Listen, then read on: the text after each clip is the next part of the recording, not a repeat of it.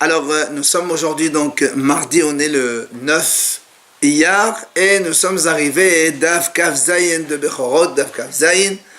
Il nous restait les 3 derniers mots de la page précédente. Ufrulan Yesh Bahen Tovat Hana'a la Be'alim. On avait dit donc que lorsque on a un Bechor, combien de temps donc s'en occuper avant de le donner au Kohen? Si le Kohen il vient le demander en plein milieu, on ne lui donne pas parce que ça s'appelle Kohen Mesayah Bevet Agranot. Maintenant la Gemara nous dit Ufrolan, donc tous ces Bechorot là, ou bien donc puisque nous ici on parle que les Kohanim n'ont pas le droit d'aider les propriétaires dans le champ. Donc dans tout ça, dans les tromot, les maasrot, yesh bahen tovat hana'a la be'alim. Il y a quand même une faveur, on va dire comme ça, pour les propriétaires. C'est-à-dire un intérêt minime que les propriétaires vont tirer. Et là, on explique comment, Ketsad. Il dit, voilà, imaginons, Israël, Shefrish Troma Mekerio. Donc, à Israël, il a prélevé la Troma. Donc, il a donc 2% de Troma, maintenant 20 kg, 40 kg de blé ou autre. Et il doit donc le donner à un Kohen qui va trouver. Umsa'o Israël Ahayer. Imaginons un autre juif le voit, un voisin, ou il le connaît. Ve'amal lo, il lui dit, Helechasel Arze, Utneo Leven Beti Kohen. Muta.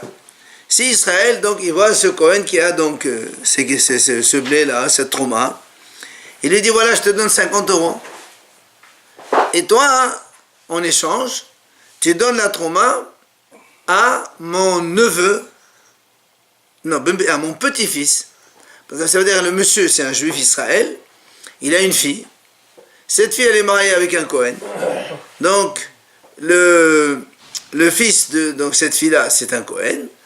Alors le monsieur dit, voilà, moi je te donne de l'argent, et en échange, toi tu donnes ça à mon petit-fils. La Gemara dit c'est mota. Par contre, imhaya kohen le kohen aso. Mais si le monsieur qui vient, c'est un Kohen il dit à Israël, voilà je te donne 50 €, et te donne ça à un tel Kohen, ça c'est assuré de le faire. Donc il n'y a qu'un Israël qui peut donc donner les faveurs à ce propriétaire, mais pas un Kohen vers un autre Kohen. Voilà donc ce que nous dit la Gemara. Viens la Gemara poser une question maintenant. Il dit, pourquoi cette notion de faveur là, on ne l'a pas dit de façon générale sur tous les dons des Kohanim. Là on a dit Ufrulan, puisque nous on parlait ici de Trouma et de Maaser. On a dit cela, il y a donc cet intérêt minime pour les propriétaires. Alors on pose la question, pourquoi il ne dit pas ça dans tous les dons? Par exemple, moi j'ai un Bechor, il vient, un monsieur me dit, voilà, je te donne 50 €, donne-le à mon petit-fils. Ou bien, je fais la shahida d'un agneau, je dois donner l'épaule, la joue, et la panse, et la même chose. Pourquoi on n'enseigne pas ça pour tous les dons? Que pour les traumas marseillais, on nous a dit cet enseignement que un Israël, il a le droit de payer un autre Israël pour que cet autre Israël, il donne ces dons-là à son petit-fils qui est Kohen. Pourquoi il n'a pas dit de façon générale? Alors Amalach, il te dit voilà pourquoi la Gemara n'a pas dit ça. Trouma de Kedushat Agoufi. Là, on a donné cet enseignement dans la Trouma. Or, la Trouma, c'est ce qu'on appelle Kedushat Agouf. C'est-à-dire, c'est la Trouma elle-même, elle est Kadosh. Et on ne peut jamais transférer la Kedusha de la Trouma vers autre chose. Ça n'existe pas. D'accord? C'est pour ça que, et puis la Trouma, c'est Kadosh, c'est spécifique pour les Kohanim. Attends. Comme elle ne peut jamais être rachetée, la atele metaivé. Alors, on ne viendrait jamais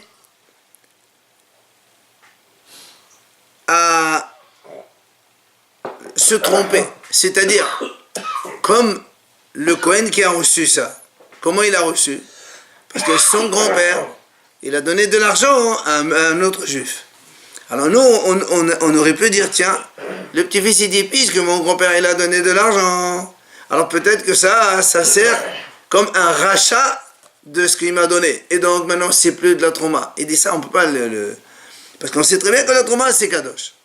Le produit trauma, il est kadosh. Tu ne peux pas le changer pour un autre.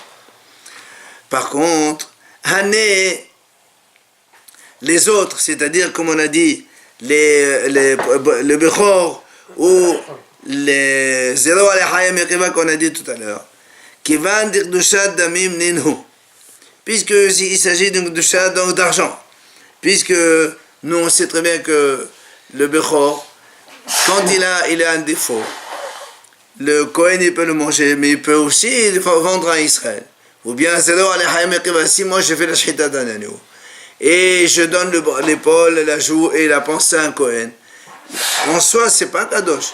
Le Kohen il peut très bien vendre la viande en Israël, c'est pas un problème. Alors il dit, étant donné que c'est Kdushat Damim seulement, il va se tromper, celui qui va le recevoir. Il va dire, Davar Methal Kdushatayhu, A'alba Azozé, justement, il va dire, tiens, puisque mon grand-père, il a pas racheté, lui, il a donné un cadeau.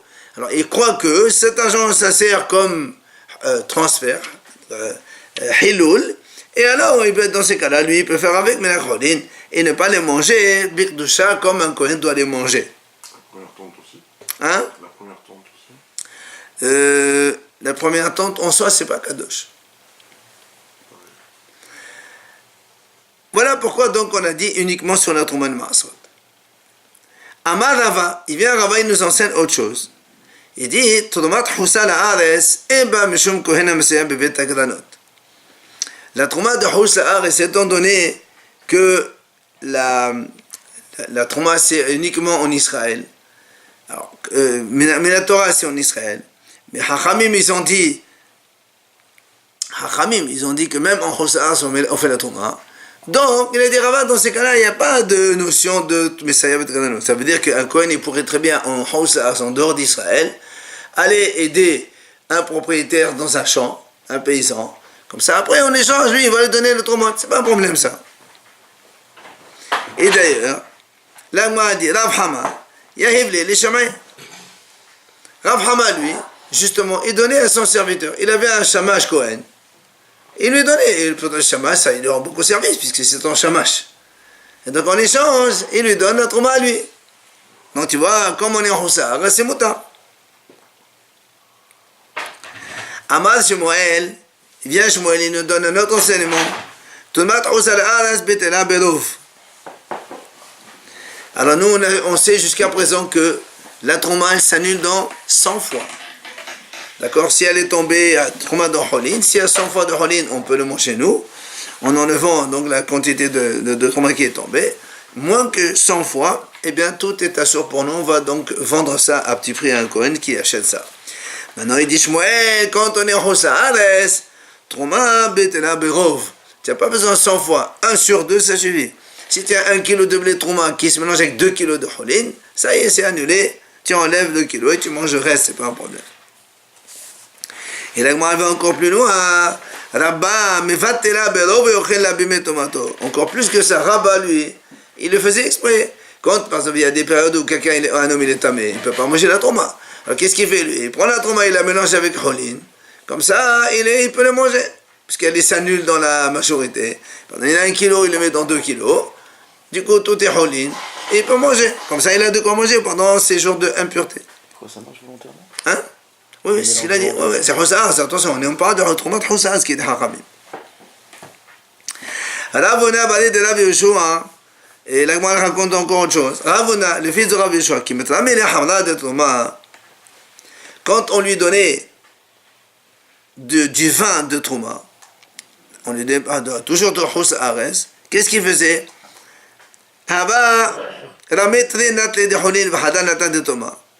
Il prenait par exemple 2 litres de hol, de vin, et mélanger ce litre de vin de Trouma là-dedans.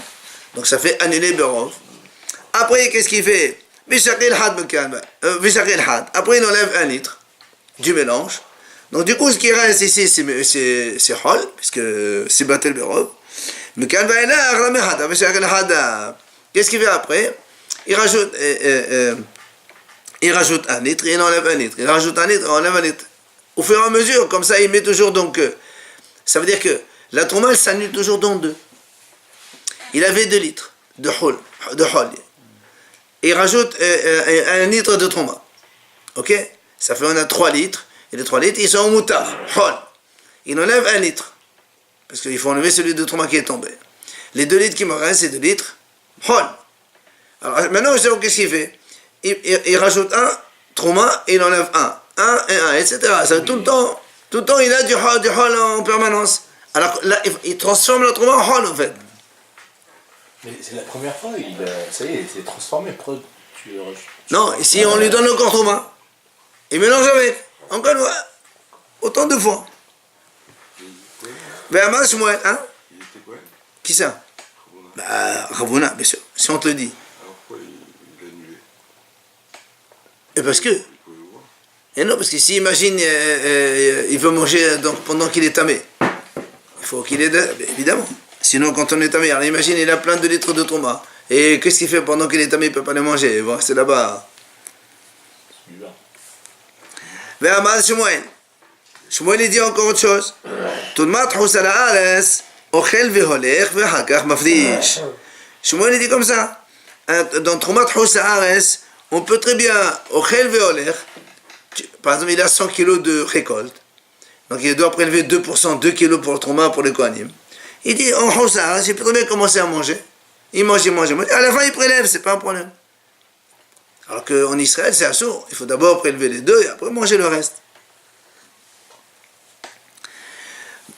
Ve'amad Shmuel, il continue, Shmuel, il dit comme ça. En tumat husal haaretz asura, ella bemi shehatuma yotza alav migufo. Il dit, la trouma de husal haaretz, elle est interdite que seulement à un Kohen que hatum'a yotza alav migufo. C'est-à-dire, il a une touma qui sort de son propre corps. C'est-à-dire donc les pertes, un zav, zava, un truc comme ça. Mais ça veut dire quelqu'un qui est impur par un mort, il n'a pas une impureté qui est sortie de son corps. Il peut manger la tomate husal selon Shmuel. Et donc ce qu'on vient de dire maintenant, ça veut dire que ce zav de Kohen là, il n'a pas le droit de manger. Parce qu'il a l'impureté qui sort de son corps, il n'a pas le droit de manger la trouma. Par contre, mais même s'il touche la trouma, il n'y a aucun problème. Trouma husal haaretz, même si quelqu'un qui est tamé, il la touche, c'est pas un souci. C'est que pour la manger qu'il n'a pas le droit de la manger, et seulement pour quelqu'un qui a une impureté qui est sortie de son propre corps. Amar Rabina. C'est pour ça, il vient Rabina, il dit Hilkach. Donc, conséquence de cet enseignement, Nidda, une femme Nidda, puisqu'elle a aussi donc de l'impureté qui sort de son propre corps. Elle peut très bien, quand elle fait la pâte, oui, comme nous on a dit, une femme nida, qu'est-ce qu'elle a? Elle est Kohen, elle peut manger la trouma. Maintenant, si elle est nida, elle ne peut pas manger la trouma. Mais si c'est la trouma husal haaretz, elle ne peut pas manger, mais elle peut toucher. On vient de dire maintenant, elle peut toucher. Donc elle peut très bien pétrir la pâte, alors qu'elle est nida. On parle de trouma husal haaretz encore une fois, ok? Après, la hala, elle va le donner à un Kohen Katan qui n'a jamais, un petit Kohen qui n'a jamais eu donc des impuretés qui sont sorties de lui. On la boit pas là. Ah non, quand il y a des Kohanim, oui. Comme ici, par exemple, il dit donner un petit Kohen, il y a un petit enfant Kohen. Aujourd'hui, on la boit. Oui, avant on faisait comme ça. Mais il est qu'un Kohen Katan. Ici maintenant, il n'y a pas de Kohen Katan, il n'y a pas un petit Kohen Katan à qui donc il va le manger. Qu'est-ce qu'elle fait? Shaklala. بيريش مسا بيشهد بتنورا هذا مفسح على أهليتك هذه لا تشتكى تطحل بيوخيلا كوين جدو. Il dit, qu'est-ce qu'elle fait quand il n'y a pas un Kohen Katan à qui elle va lui donner cette trouma? Elle prend la hala par exemple l'ustensile avec lequel on fait entrer le pain dans le four par exemple, et elle rentre ça dans le four. Comme ça elle ne touche pas le pain avec sa main. Et après, elle donne ça à un Kohen pour que, justement, on n'oublie pas. Hein. Ça veut dire qu'en fait, qu'est-ce qu'elle fait? elle prend une, parce que si elle touche et elle donne pas, alors donc on va oublier la notion de prélèvement. Alors pour qu'on n'oublie pas qu'il y a cette notion qu'il faut donner la hala, alors elle faisait une deuxième fois, donc une deuxième fois, comme ça on sait que il faut prélever la hala pour la donner à un Kohen, un grand Kohen monsieur. Pourquoi deux fois? Hein? Pourquoi deux fois? Parce que la première fois on a dit,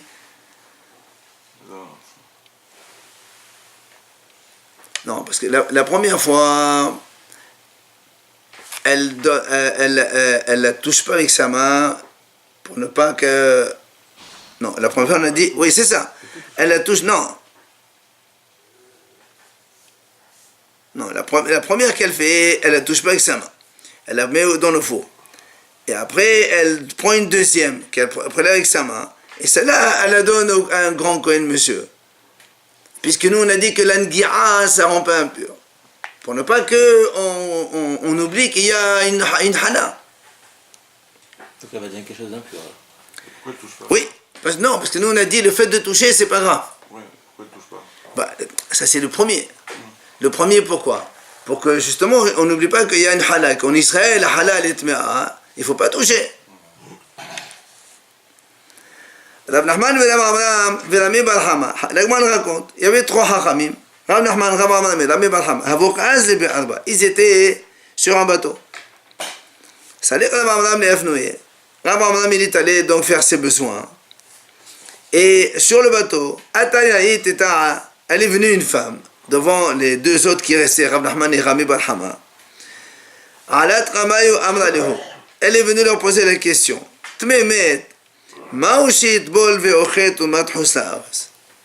Est-ce qu'un Kohen qui est impur par un mort, est-ce qu'il doit,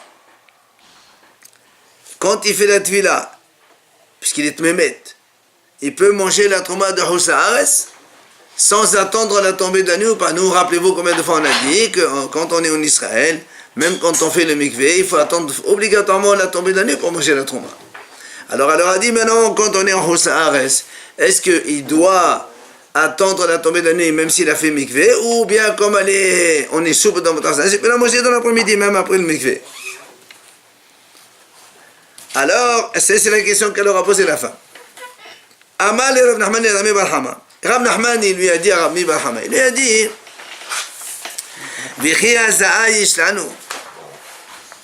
est-ce que nous, on a aujourd'hui les eaux d'Avachrous pour faire la purification d'Atmémet? On n'a pas. Alors, puisqu'on n'a pas ça, alors il n'y a pas besoin non plus d'attendre la tombée de la nuit. Donc, il faut la manger l'après-midi. Alors, Amal et Rami bar Hama, Rami, il lui a répondu, il lui a dit, attends. Là, les Houssils, ça va. Pourquoi tu réponds? On n'attend pas Rav Abraham qui est allé, apparemment c'était lui le plus grand. Il dit, on lui demande à lui, là, qu'est-ce qu'il va nous dire? Et effectivement, Adhachi Ata, Rav Abraham, entre-temps, Rav Abraham est revenu. Et donc on lui a posé la question, est-ce qu'un Kohen Tamé, pour manger la Troumat Houssaares, il doit attendre la tombée de la nuit, ou est-ce que le mikvé ça suffit? Amalehou il leur a répondu, voilà ce qu'il leur a dit, Rav Abraham il leur a dit, voilà, Rav il a enseigné, il a dit, Tememet, Tovel ve'ochel betumat Houssaares ve'telcheta kivate. Donc Rav il a dit, un Tememet, donc un Kohen qui est impur par un mort, il fait la tvila, il peut manger directement la Troumat de Houssaares, mais la Gemara dit, elle n'est pas comme Rav. Il faut faire tvila, mais il faut aussi attendre la tombée de la nuit avant de manger la trouma. On a dit qu'il n'y a que le zav qui... Hein? On a dit que c'est le zav. Non, ça c'est... Justement. Vous ne pouvez pas manger la trouma. Justement. Il te montre ici qu'on n'est pas d'accord, que le tmémet, aussi, il n'a pas le droit de manger. D'accord? Nous, on a dit tout à l'heure que... voilà, donc toute la tomate qui sort de lui, c'est tamé, mais sinon les autres... C'est ça, et donc il n'est pas d'accord avec ça. Et là, on a dit de nouveau, la même chose, il a dit. Morzoutra, il a dit comme ça, quelqu'un qui a été donc rendu impur par donc un reptile mort. Tovel, il fait là aussi le mikvé et directement il peut manger le tomat. Et là aussi, là, on a dit, Velet hilcheta kebate. La halakha n'est pas comme lui. C'est-à-dire, il faut obligatoirement attendre la tombée de la nuit, comme on a dit tout à l'heure. Après, on a dit dans la Mishnah un autre sujet. On a dit, quand on a un premier-né, un animal premier-né, par exemple, donc il faut donner au Kohen, on a dit, Nechal Shana Beshana. C'est-à-dire, il faut le manger dans l'année de sa naissance. Il ne doit pas dépasser l'année. Après, on a dit comme ça dans la Mishnah, Nolad bo mum betor shnato. On a dit comme ça, si le premier-né, il a eu un défaut dans l'année, alors on a dit, on peut le garder tout, donc 12 mois. Après 12 mois, et non on a dit dans la Mishnah, mais si le défaut il a eu lieu après 12 mois, on ne peut pas, parce que quand il y a un défaut, maintenant il faut le faire la shrita, il faut le manger en dehors du Beit HaMikdash. Alors là, il ne peut pas le garder plus que 30 jours. Ça, c'est ce qu'on a dit dans la Mishnah. Et bien maintenant, la Gemara a dit,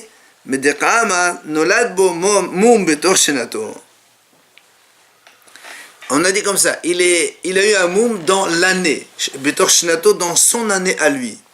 Alors la Gemara a dit, les membres, on comprend de là, del shana dede maninan, c'est-à-dire, on compte l'année de l'agneau, pas l'année du calendrier. Par exemple, si l'agneau il est né au mois de Nissan, d'accord? Le défaut, il est entre Nissan de sa naissance jusqu'à Nissan de l'année prochaine. Et pas tu me dis à Tishri, ça devient deuxième année. Puisqu'on a dit marqué Shenato, c'est son année à lui, année de l'âge. Alors là, moi, dit d'où tu apprends ça? Qui t'a dit qu'on va selon son âge à lui et pas celui du calendrier? Shenato. Oui. Et comment tu sais ça? Et alors comment tu as appris ça? Ah, dis-moi, toi tu dis. Son anniversaire à lui. Oui, mais d'où tu tiens cet enseignement? Il faut retrouver une accord dans la Torah. Il a dit voilà, on a une preuve. Rav Yehuda, au nom de Rav, il a dit comme ça. C'est marqué dans la Torah.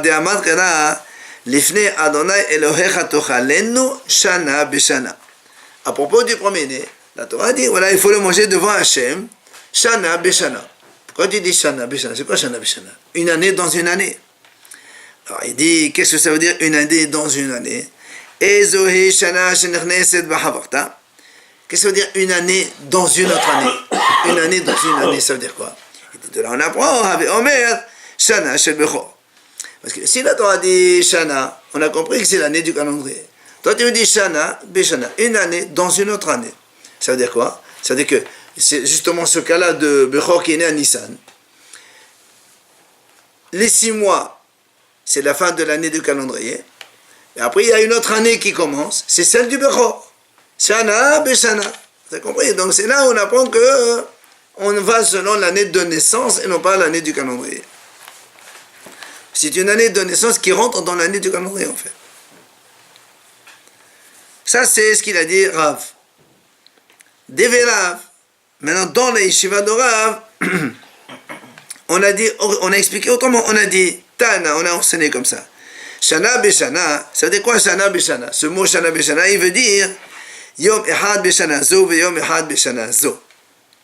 Ça veut dire qu'on peut très bien faire la shrita de Bechor dans le Beit HaMikdash le dernier jour de sa naissance, de son année, ce qui fait que, comme le Bechor, on peut le manger en 2 jours et 1 nuit.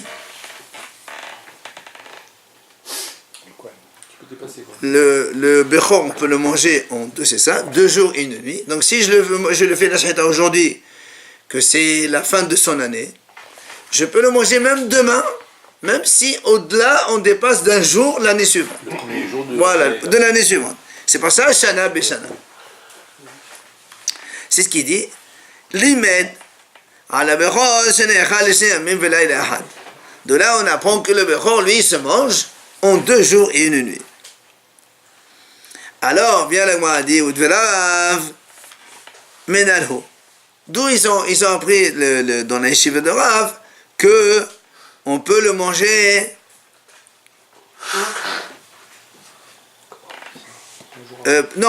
puisque eux ils ont dit que le mot Shana Beshana, comme ils ont dit Shana Beshana, ça veut dire cette notion de jour sur l'autre. Alors on leur demande comment ils savent alors que dans l'année du Bechor, il faut aller selon son année à lui de naissance et non pas selon l'année du calendrier.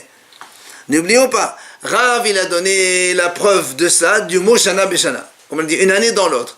Eux, ils ont dit non, Shana Beshana, ça veut dire autre chose. Ah, alors donc, comment tu apprends toi l'enseignement comme quoi une année dans l'autre? C'est-à-dire, non, comment on a appris? On apprend que le Bechor, on va selon son année à lui. Comment tu apprends? Puisque eux, ils ont pris Shana Beshana pour un autre enseignement.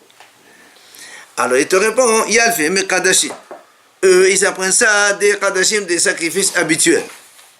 Alors, nous, on dit très bien, mais les sacrifices habituels eux-mêmes, d'où tu sais? Les Kadashim, Goufayomenalan.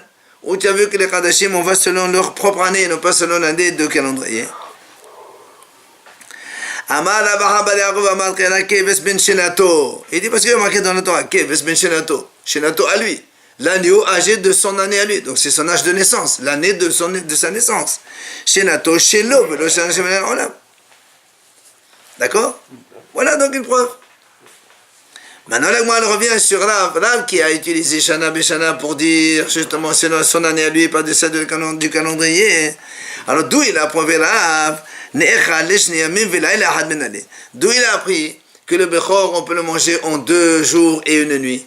Puisque l'Aïshiva de Rav, eux, ils ont dit on apprend ça de Shana Beshana. Et lui, Rav, il a dit Shana Beshana, on apprend que comme quoi c'est l'année de naissance du Bechor.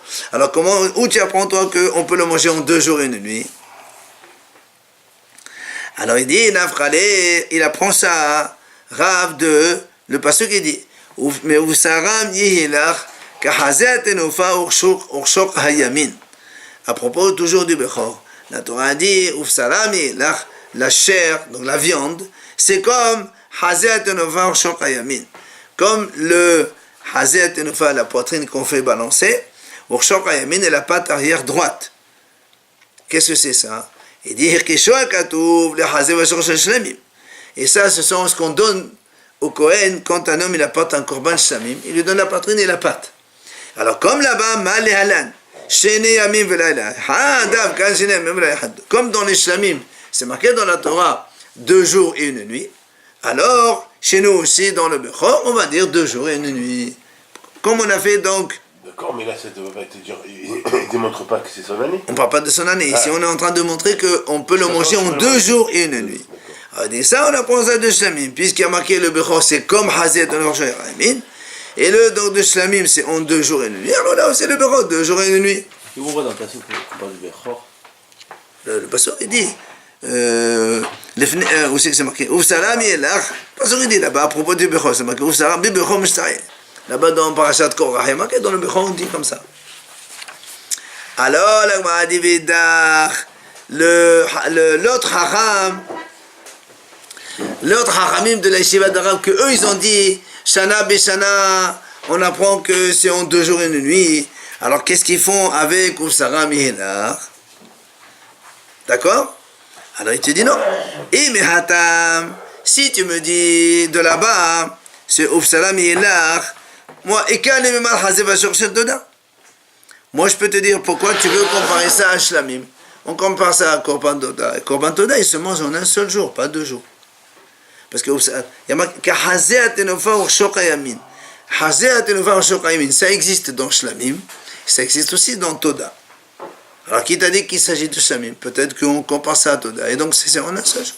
C'est pour ça qu'ils ont besoin de Shana Beshana, pour dire que c'est un jour et un autre jour de l'année d'après. Ah, là, on m'a dit, Hassan, alors dans ces cas-là, qu'est-ce qu'il fait le premier Védar? Qu'est-ce qu'il fait le premier qui a dit, Ouf Saram, il est large à apprendre de Shlamim? Mais c'est pas vrai, tu peux aussi apprendre de Toda, et donc la preuve de 2 jours, elle tombe. Alors il te répond, non, j'ai une autre preuve. Enfin, la même preuve continue. Amal Kera, Lecha Yehye. Il dit parce que c'est vrai que c'est marqué dans la Torah quand on parle de Bechor. Il y a marqué Ouf Salam Yelach. La viande de Bechor ce sera. Comme on a dit, donc comme la poitrine et comme la patte. Mais le pasuk là-bas il continue Lecha Yehye. Il sera pour toi. C'est quoi ce il sera pour toi? Donc c'est le Bechor, tu rajoutes autre chose. Même si tu dis comme Toda, ben pour le Bechor, Lecha Yehye, encore un autre. Si c'est un jour, ajoute un autre jour, ça fait 2 jours. Ah, l'Agma a dit Védar. Alors, dans ces cas-là, celui qui a dit, peut-être qu'on peut comparer à Toda, voilà, il y a marqué les Chayeye, et c'est une preuve que c'est pas comme Toda, c'est comme Shamim, il faut quand même 2 jours. Et donc, son enseignement qu'il a fait Shana Beshana, il ne sert à rien maintenant. Alors, il te dit non. Si on s'en tient à ce passouk-là, et Kalimeman, Hayedach, les Medal Bechobar, Mouchet Toda, Kohen Shelo Masenol, Bechola Toda Kula. Non, pas du tout. Parce que ce mot-là, Yehilach, que la Torah dit, les Chayeye, c'est pas pour dire qu'il faut rajouter un autre jour. C'est pour te dire que même le Bechor Ba'al Mum, il faut le donner au Kohen. Et ça, c'est pas marqué dans la Torah. La Torah dit, Bechor, un agneau Bechor ou un veau, tu donnes à un Kohen. Pour l'amener au Beth Amikdash, faire le Korban, etc. Maintenant, si chez le propriétaire, le Bechor, il a un défaut, est-ce que je dois le donner au Kohen? Puisqu'il ne va pas aller au Beth Amikdash. Il n'y a pas marqué dans la Torah qu'est-ce qu'on fait. Et de là, il est là, comme la Torah l'a répété 2 fois, il est chayeye, ça veut dire que la Torah elle veut dire ici que même si tu as un Bechor Ba'al Mum, il faut le donner au Kohen, voilà. Ah, l'Agma dit Vidar. Alors dans ces cas-là, l'autre, d'où il apprend cet enseignement comme quoi un Bechor Ba'al Mum, il faut le donner au Kohen?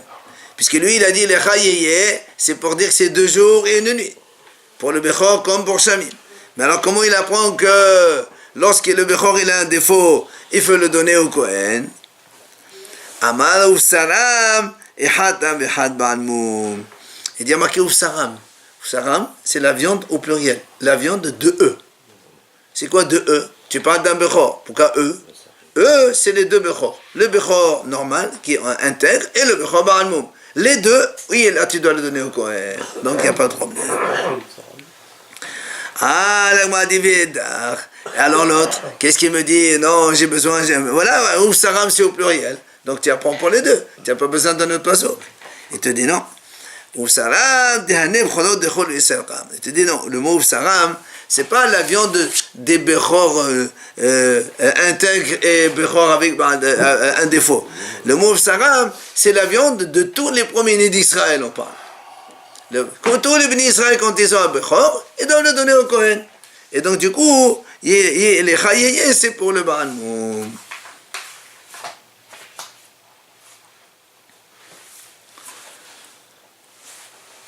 Juste, on introduit la question de la prochaine, donc de la suite. On a dit, Nolad lo mum betor shenato rachai lechaimo kol yav chodesh.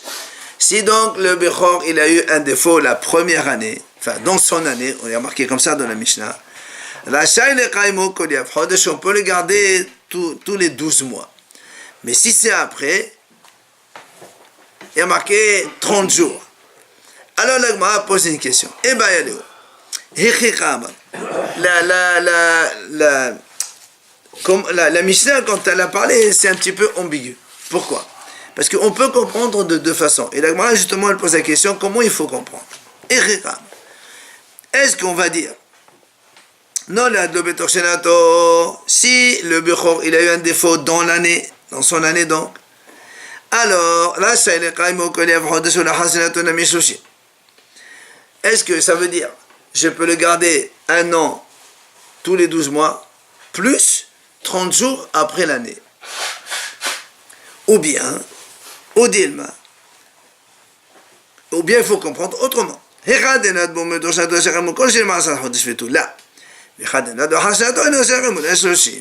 en fait, dans la Mishnah, donc, c'est pas explicite. C'est pour ça que la Gemara a posé une question. Elle dit, est-ce que quand la Mishnah dit comme ça, s'il a eu un moum pendant l'année, c'est marqué, après, ça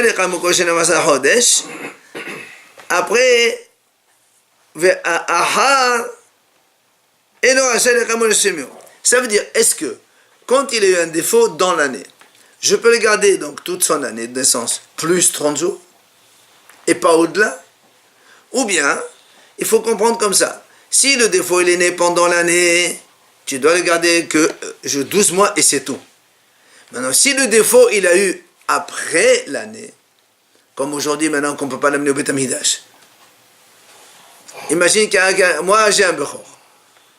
Je l'ai donné au Kohen. Après 12 mois et 3-4 jours, il a eu un défaut. Est-ce que le Kohen il peut le garder encore 6 mois chez lui à la maison? Alors, ou bien la Mishnah me dit, non, dès qu'il a eu le jour où il a eu le défaut, il a 30 jours pour le faire la shrita, pas plus, il ne peut pas le garder plus. Donc ça, c'est la deuxième hypothèse. La première hypothèse, si maintenant il est né le défaut pendant l'année, il était âgé de 6 mois, est-ce que je peux garder l'agneau jusqu'à uniquement 12 mois? Ou bien je peux garder l'agneau jusqu'à 12 mois plus 30 jours? Donc c'est pour ça que comme la Mishnah, c'est pas très très explicite, on va poser la question. Ok. Demain, on verra la réponse. Si c'est Hadar Sheni,